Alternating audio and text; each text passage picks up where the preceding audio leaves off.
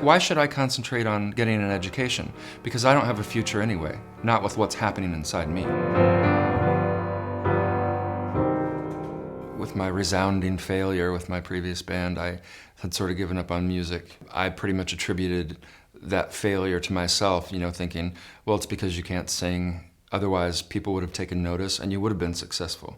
There's too much talent out there for you to clog up the airways with your mediocrity. Your beauty is unstoppable, your confidence unspeakable. I know you know, I know you know, that I know that you know. I'm willing to do anything to get attention from you, dear. I moved to New York. It's really great to be sober in a city like that because there's so much that you miss when you're not. I decided to get my certificate in Russian medical interpreting, so I went to NYU for a couple of years. Things were going pretty well. So in Midlake, we had met at South by Southwest, and then Eric Polito asked me to come sing at his wedding. And that sort of cemented the friendship between me and the Midlake boys. Baby, you where dreams go to die, and I regret the day your lovely carcass caught my eye. Baby, you where dreams go to die, and I've gotta get away. I don't want to, but I have to try.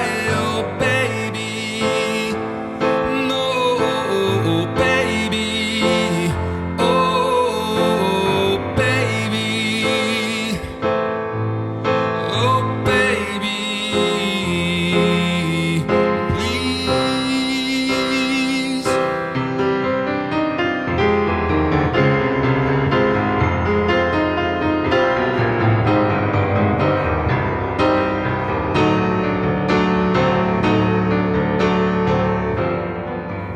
Over the course of the next couple of years, while I was living in New York, they kept coming at me with, you shouldn't give up on music. And basically what they did was, they just sort of helped me get back on my feet. It took me a while to accept their offer because they said, you can come and stay with us in Texas for free, live at our houses, use our studio for free, and we'll play as your backing band for free. I mean, who says that? In fact, in today's world, you tell people like that to fuck off because nobody says that and means it. Then, I decided that it was just too good of an offer to pass up, and that they were obviously serious about it because they just kept saying, look, we're here. All you have to do is show up. So I made the plans and I went down there, and that's basically how that came about. When I woke up today, the air was very strange. I couldn't feel my skin and there was evil in my bones. I tried to speak but found that I didn't have a voice. It was a prison like the one you would find in the Twilight Zone. And I feel just like Sigourney Weaver when she had to kill those aliens. And one guy tried to get them back to the earth, and she couldn't believe her ears. We'd all just love the 70s. For me, that means, childhood. That sound means uncomplicated, content, not fucked up yet, So I wanted to reconnect with that. But what I love about this record is that we achieve that in a very tasteful way, I think. So that you don't end up feeling like it's cloying or saccharine. You simply use the word lush and you say that's rich, like a piece of, incredible dessert, but you don't get sick afterwards, if that's possible. And I feel just like Winona Ryder in that movie about vampires.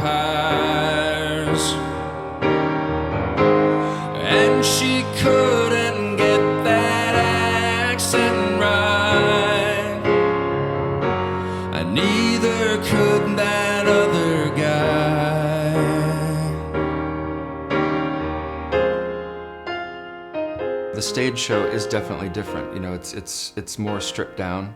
You know, we don't have the flutes and the bassoons and all that, and I'm hoping that we will someday. But when we play Royal Albert Hall, if that ever happens, maybe we can hire a couple of, you know. See what we can do.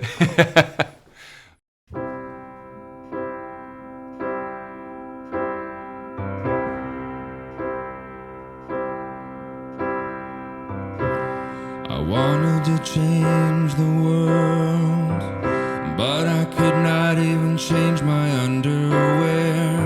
And when the shit that was sort of the beginning of me as a independent singer-songwriter. That was the first thing that I wrote. It's one of my favorite songs because the lyrics are so important to me, and it's one of those rare moments when you were able to express yourself exactly the way that you wanted to. I hope I didn't destroy your celebration, or your bat mitzvah birthday party, or your Christmas. That song is basically the culmination of the rage, you know, the rage of having always felt like I was a completely useless human being because I was taught to reject myself, and I was taught that what I was not okay, you know, that I was gonna, you know, because I grew up in a really religious background where it was like, you're gonna go to hell. If you're a faggot, if you're sucking dick, you're going to hell. If you got a cock in your mouth, you better have a vagina between your legs. So I was taught, you know, that I was gonna go to hell, and that healthy self-confidence was mixed up with pride. So, because, you know, in the Bible it says pride comes before the fall. To me, that translated to, if you like anything about yourself, you're gonna be punished. You put me in this cage and threw away the key. It was this us and them shit that did me in. You tell me that my life is based upon a lie. I casually mentioned that I pissed in your coffee. I hope you know that all I want from you is sex. To be with someone who looks smashing in athletic wear. And if your haircut isn't right, you'll be dismissed. You'll get your walking papers and you can leave now. You know, I had hoped to leave those gay feelings, I'd hoped to leave all that gay stuff behind in Michigan when we moved to Colorado, because I was 12. And I thought, well, if I can just leave that behind in Michigan and it doesn't follow me to Colorado, then maybe I can lead a normal life, you know, and I'll be able to fit in. But, you know, those feelings don't go away. You know, they, of course, that's ridiculous, and they follow you, they're still there. I was considered to be fairly intelligent, and I always had great grades. But when I started realizing that I was becoming, you know, this evil, perverted faggot that was going to hell, nothing else mattered to me anymore, because I knew that I was doomed. I don't know what to want from this world. I really don't know what to want from this world. And I don't know what it is you want from me. You really have no right to want anything from me at all. Why don't you take it out on somebody else? Why don't you bore the shit out of somebody else? Why don't you tell somebody else that they're selfish? A weakling coward, a pathetic fraud.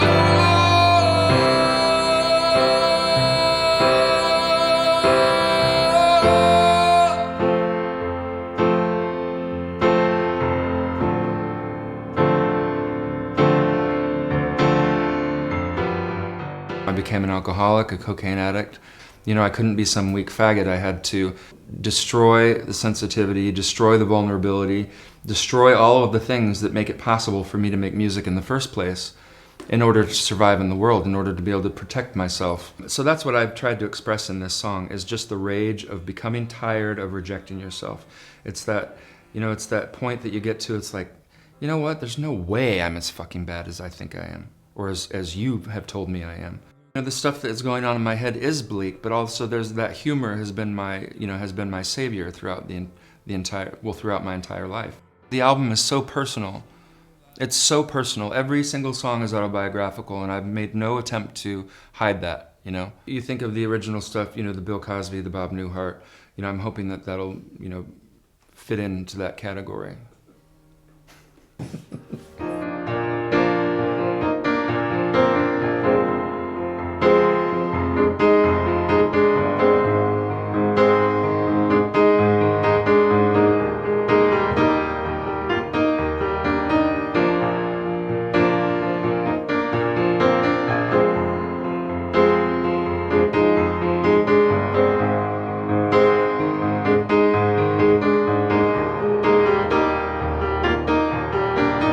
it's easier for me to believe that you are lying to me when you say you love me and when you say you need me.